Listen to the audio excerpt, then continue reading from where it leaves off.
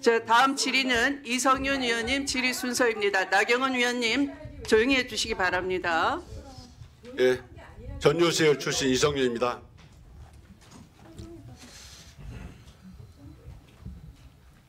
차장님, 예. 12.3 내란에 대해서 어떻게 생각하십니까? 위헌입니까? 아닙니까? 위헌입니다. 예, 고맙습니다. 최근에 제가 지역구에 내려가 보면 많은 사람들이 얘기합니다. 관봉권 띠지 청문회라든가 또 여러 술파티 수사 관련 청문회에서 보면 그 검사들이 그렇게 오만할 수가 있느냐. 검찰청 폐지 위기에 있으면서도 그렇게 오만할까? 정말 이거 총장이 없어 그런 겁니까? 예, 죄송합니다. 오늘 어떤 야당원이 말씀하신 것처럼 검찰청이라는 이름으로 행하는 마지막 청문회입니다. 맞죠?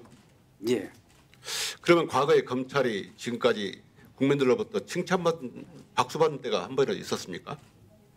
뭐 호불호가 아니겠습니까? 전부 다 뭐 나쁘고 전부보다 좋고 그렇게 하겠습니까? 저도 2017년 박근혜 국정농단 때도 현장에 가봤고 최근에 윤석열 탄핵 관련은 현장에 가봤지만 국민들이 정말 개에다가 검찰이라고 써붙이고 다니면서 검찰 개혁을 요구했고 뭐 어떤 검찰 개혁을 요구하든 간에 첫 번째가 검찰 개혁이었습니다. 검찰이 지금까지 역사상 칭찬을 받은 적이 없어요. 자, 차장님. 예. 그 혹시 그 대검찰청인 해치상 아십니까? 이 해치상 한 번도 못 봤습니까? 예, 뭐 관심 있게. 이 해치상은 1999년에 검의 날을 맞이해서 대검 로비에 설치했던 해치상입니다. 그동안 검찰이 국민들로부터 하도 비판을 많이 받고 직접 수사권, 주차장까지 단속하고 음주단속까지 하면서 비판을 받게 되면서 검찰이 이번엔 법 집행 기관으로 바로 서겠다라고 약속하면서 해치상을 대검 로비에 세웠어요. 그런데 그 무렵에 검찰총장이 2명이 구속이 되는데 그 두 명이 구속된 이유를 해치로 들린 겁니다. 해치는 알다시피 전설의 동물이고 악인에 대해서 악한 사람을 뿔로 들이받는다 합니다. 이 뿔로 검찰을 들이받는다 해가지고 해치상을 대검 NDFC 옆으로 옮긴 거 아십니까? 이건 처음 듣는 말씀입니다. 검찰이 이런 국민들의 비판이 오면 자성하거나 개혁에 따르려고 하지 않고 그 책임을 밖으로 돌렸어요. 그러면서 뭐라고 하냐? 정치적 중립성, 독립성 그리고 준사법계라는 말을 동원했습니다. 인정하십니까? 예, 의원님 말씀 명심하겠습니다. 이거 보세요. 한번 가서 해치상.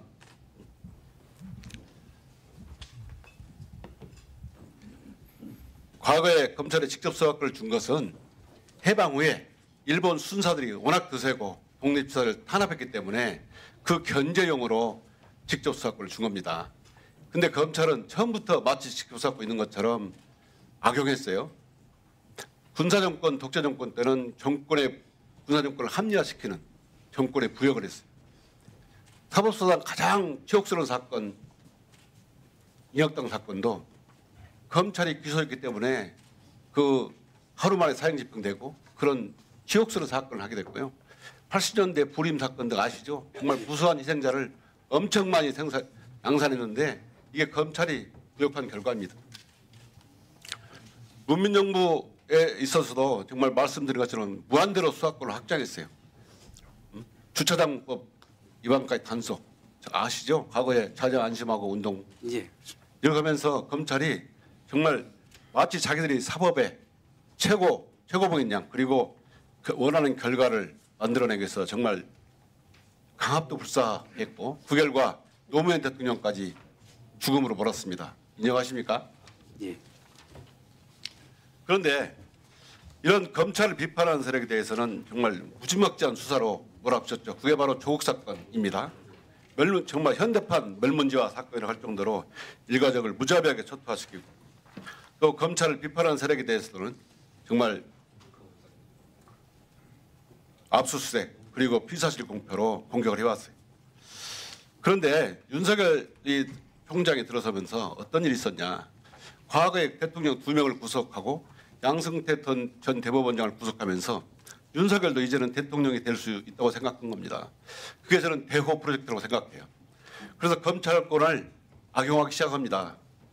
윤석열은 살권수, 살아있는 권력을 수사한다는 명분으로 전 정권을 끊임없이 수사하고 기사를 공표하면서 전 정권을 몰아붙이게 됐고 그 결과 대통령까지 당선하게 된 거예요. 저는 윤석열이 정말 검찰 정권을 제물로 삼아서 대통령이 됐다고 생각합니다.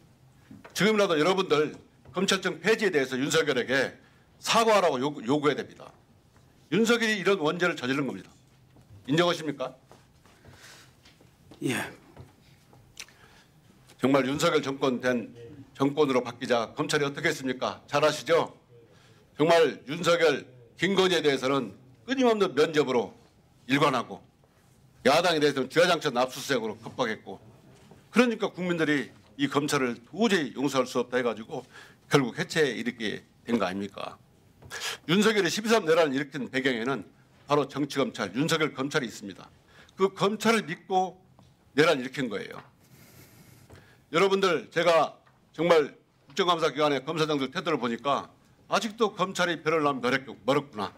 이런 검사들 국민들로부터 많은 비판을 받았고 제가 이번 주말에 지역구에 내려가서도 검사들 아직도 정신 못 차리고 있으니 많이 혼내주라고 그럽니다. 사장님 그 말을 꼭 귀담아 주십시오. 지금 검찰이 역사적으로 78년 만에 폐지되게 된 거 검찰이 초래했고 검찰이 자업자득이고 인과응보라고 생각합니다. 인정하십니까?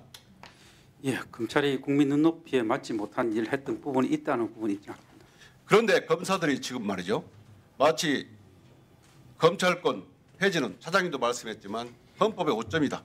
또는 검찰권 폐지는 헌법의 폐지다.